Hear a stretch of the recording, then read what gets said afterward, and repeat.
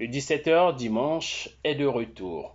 À partir de ce dimanche 5 septembre 2021 à 17h heure de Paris, l'actualité est dense. Entre 61e anniversaire de l'indépendance de la République du Congo, nous avons assisté à des rixes des rues d'un ministre en fonction en plein Paris. Et nous vivons un événement où le Premier ministre et chef du gouvernement Koloné Makosso a fait le déplacement de Paris, où il a rencontré le MEDEF. Lui et sa horde de 9 ministres, nous ferons le bilan de ce voyage parisien. Le 17h dimanche n'a pas d'amis, le 17h dimanche n'a pas de langue de bois. Nous irons au combat et nous allons éclairer les Congolais.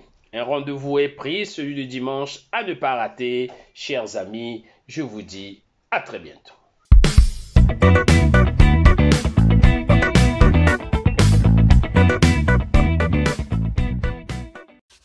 Après des vacances bien méritées, Dimanche Politique revient ce 5 septembre à partir de 15h. Nous serons là, bien sûr, pour vous servir par rapport à l'actualité congolaise.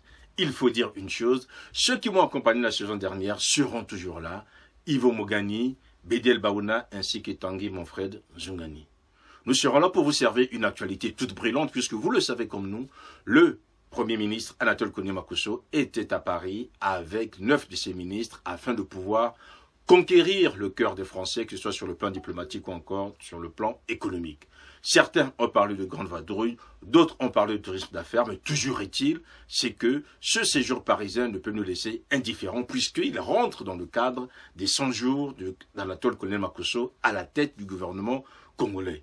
Une autre chose à souligner, mesdames, messieurs, nous aborderons ce qu'on appelle désormais les disparus d'un foie, puisque vous le savez, depuis le 17 août, Denis Sassou Nguesso n'a plus fait signe de vie, alors que son opposition, elle, depuis le 21 mars, n'a plus donné de la voix. Mathias Nzon est absent, Madame Mounari, on n'entend plus parler, ainsi que tous les autres, M. Mirassa et consorts. Que sont-ils devenus? Qu'est devenue cette opposition congolaise? Ce sera aussi l'occasion de nous interroger puisque finalement, malgré l'actualité, le silence reste pesant.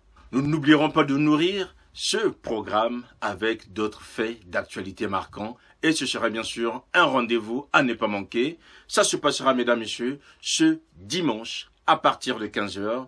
Bien sûr, ça sera sur Ziana TV, la chaîne au cœur des diasporas.